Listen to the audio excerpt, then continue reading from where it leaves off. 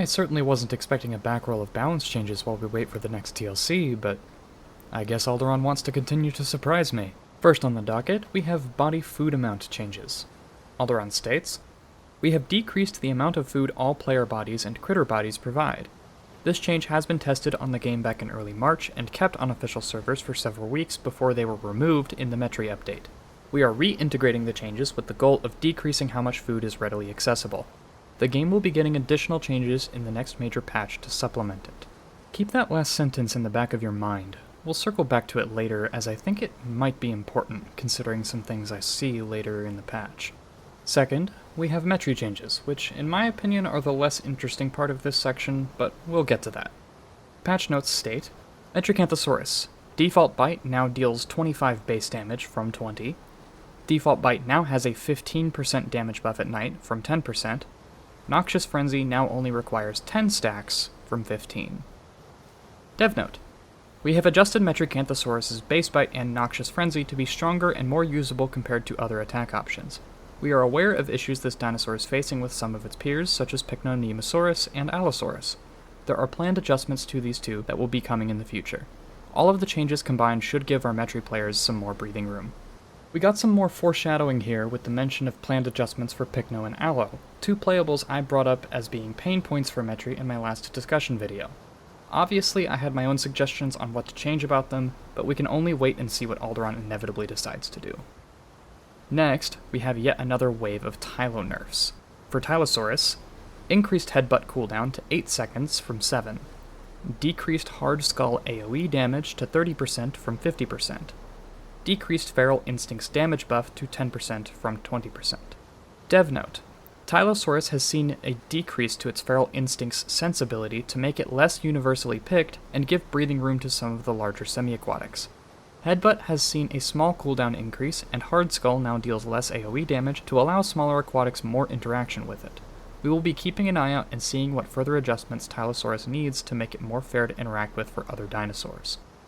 Making Tylo more approachable was an absolute necessity, and the nerf to Feral Instincts is just the icing on the cake for a Spino main like myself. These changes won't dethrone Tylosaurus as the king of the deep, but it'll certainly help other aquatics and semi-aquatics have some more breathing room in the water. Lastly, and most significantly, we come to Tyrannotitan.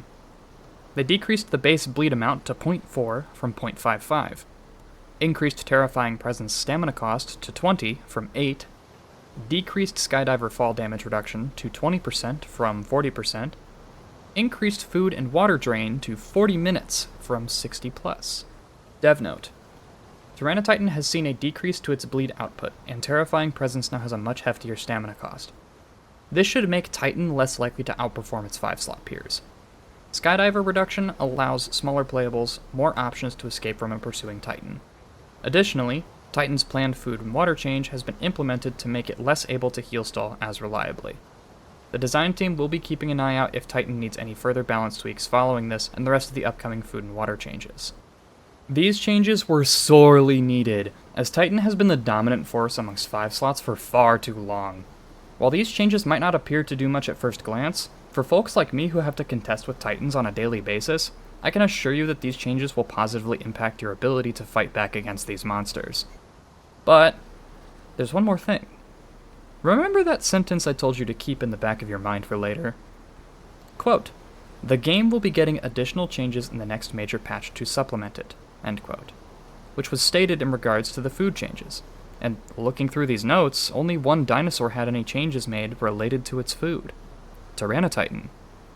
It is entirely possible that this change on Tyrannotitan is the first of many more changes to other playables' food and thirst levels, mainly other 5-slots.